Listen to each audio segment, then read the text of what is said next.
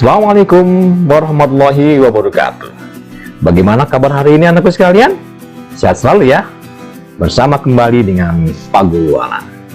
Hari ini Pak Guru akan memberikan materi tentang tema 2 ya.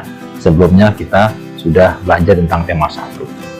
Baiklah, sebelum kita belajar, jangan lupa selalu berdoa dan selalu menggunakan protokol kesehatan, baik di rumah maupun di luar rumah. Nah, dalam tema 2 ini, subtema 1, pembelajaran 1, kita akan bahas tentang apa? Tentang udara bersih dan sehat. Dalam kajian ini, tentunya kita akan bicara tentang sistem pernapasan, baik sistem pernapasan pada hewan maupun sistem pernapasan pada manusia. Nah, dalam subtema ini kita akan membahas tentang sistem pernapasan hewan secara umum ya. Masih ingat apa itu hewan invertebrata? Ya, betul. Hewan invertebrata adalah hewan yang tidak mempunyai tulang belakang. Apalagi dengan hewan invertebrata? Ya, betul. Hewan vertebrata adalah hewan yang mempunyai tulang belakang. Nah, dalam kajian ini, Pak Guru akan membahas tentang sistem pernapasan pada hewan, baik yang invertebrata maupun yang vertebrata. Lebih jelasnya, kita simak video berikut. Tema 2 dengan kajiannya adalah udara bersih bagi kesehatan. Kita mulai saja dengan sistem pernapasan hewan. Di dalam kajian materi udara bagi kesehatan, tentunya kita akan berbicara tentang sistem pernapasan, baik hewan maupun manusia. Nah, kali ini Pak Guruan akan bicara atau mengkaji tentang sistem pernapasan hewan secara global dulu ya. Nanti akan dibahas satu persatu ya, baik cacing tanah hingga mamalia.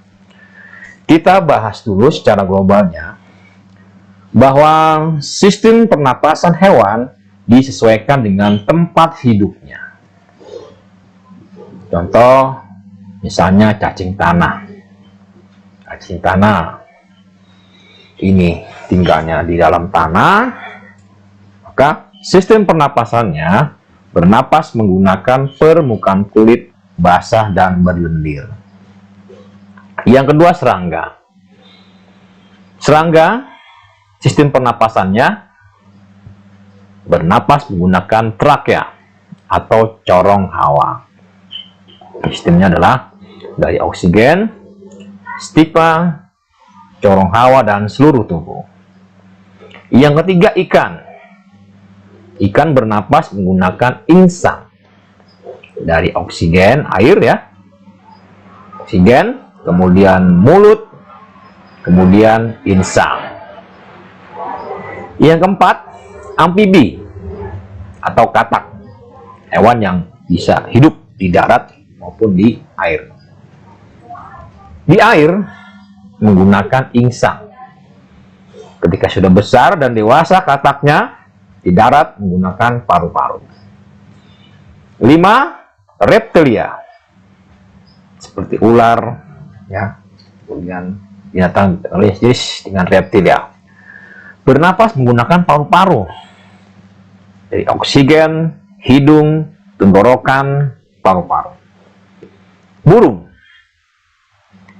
Burung bernapas menggunakan paru-paru, tapi ketika saat terbang menggunakan pundi-pundi udara.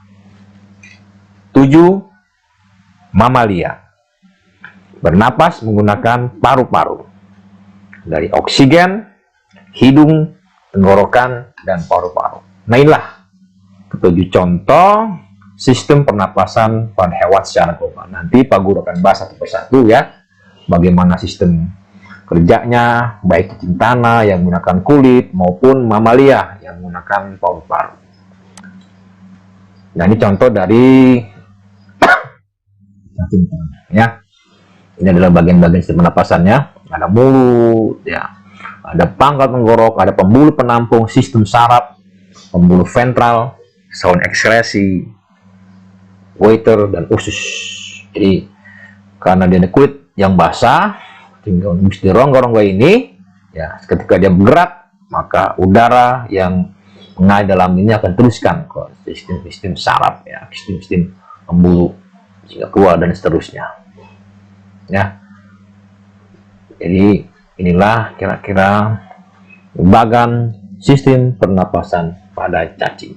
Nah, nanti berikutnya akan jelaskan lagi pada burung, pada ikan, dan seterusnya. Oke, terima kasih anakku sekalian. Itu saja yang bisa Pak Guru sampaikan untuk hari ini. Mudah-mudahan bermanfaat. Dari Pak Guru, cukup sekian. Assalamualaikum warahmatullahi wabarakatuh.